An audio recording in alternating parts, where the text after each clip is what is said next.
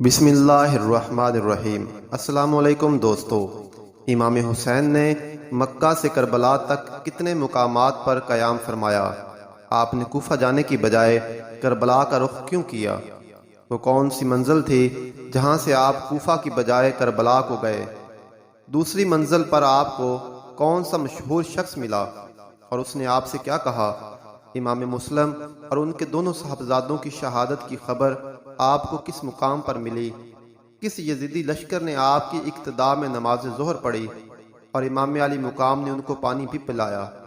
ان تمام حقائق کو جاننے کے لیے ویڈیو کو آخر تک دیکھیں اور چینل کو سبسکرائب کر لیں تاکہ ہماری آنے والی ویڈیوز آپ کو ملتی رہیں۔ پیارے دوستو، 60 ہجری 27 رجب اپنے نانا حضرت محمد رسول اللہ صلی اللہ علیہ وآلہ وسلم کے روضہ مبارک پر آخری حاضری دینے کے بعد امام حسین شہر مدینہ چھوڑ کر مکہ کی جانب چل پڑے اور 4 شعبان کو مکہ پہنچے۔ 8 ذی الحج کو مکہ سے کربلا کی طرف چل پڑے اور مکہ سے کربلا کی طرف آپ نے تقریباً 20 جگہوں پر قیام فرمایا۔ پہلی منزل بستان بن عامر سے گزرنے کے بعد جب امام حسین رضی اللہ تعالی عنہ دوسری منزل صفح پر پہنچے تو وہاں پر آپ کی ملاقات عربی کے ایک مشہور شاعر فرزدق سے ہوئی۔ وہ کوفہ سے آ رہا تھا۔ آپ نے اس سے کوفہ کے حالات کے بارے میں پوچھا تو اس نے کہا کہ اے نواسہ رسول، ان کے دل تو آپ کے ساتھ ہیں لیکن ان کی تلواریں آپ کے مخالف ہیں۔ امام حسین رضی اللہ تعالیٰ عنہ وہاں سے چل پڑے اور آپ کا تیسرا قیام ذات ارک نامی سنسان اور ویران جگہ پر ہوا، جہاں پر ایک شخص بشیر بن غالب نے امام حسین کے قافلے والوں کو خیمے لگاتے دیکھا تو بڑا حیران ہوا۔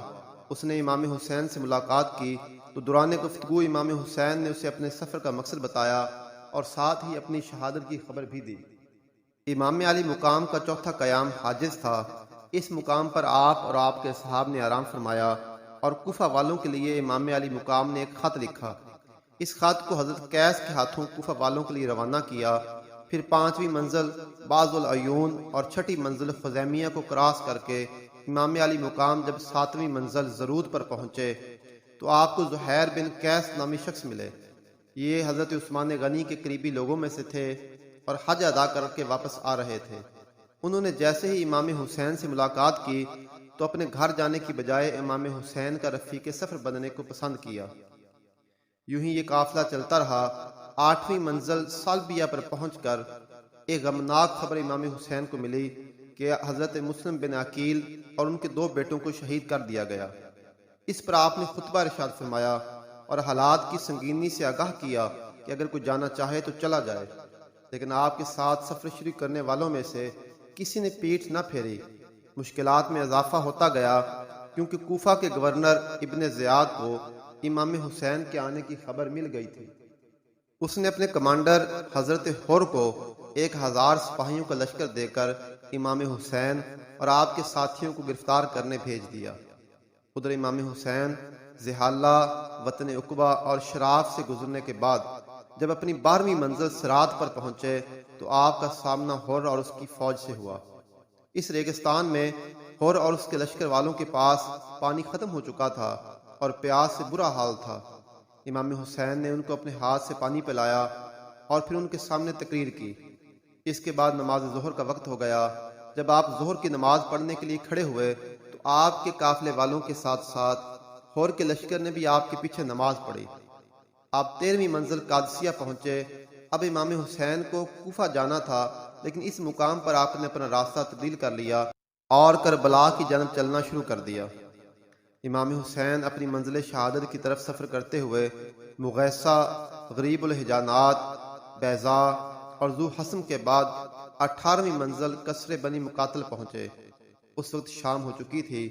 آپ نے رات یہیں گزاری اور جب صبح امام حسین یہاں سے روانہ ہوئے تو آپ کی زبان مبارک پر انا للہ و انا الیہ راجعون کے کلمات جاری تھے۔ آپ کے صاحبزادے علی اکبر نے آپ سے پوچھا کہ آپ یہ کلمات کیوں پڑھ رہے ہیں؟ تو فرمایا کہ بیٹا ابھی میں نے خواب دیکھا ہے اور اس میں ہماری شہادت کی خبر دی گئی ہے۔ تو آپ کے شہزادے نے پوچھا کہ اے ابا جان، کیا ہم حق پر نہیں ہیں؟ تو امام علی مقام نے فرمایا کیوں نہیں، ہم حق پر ہیں۔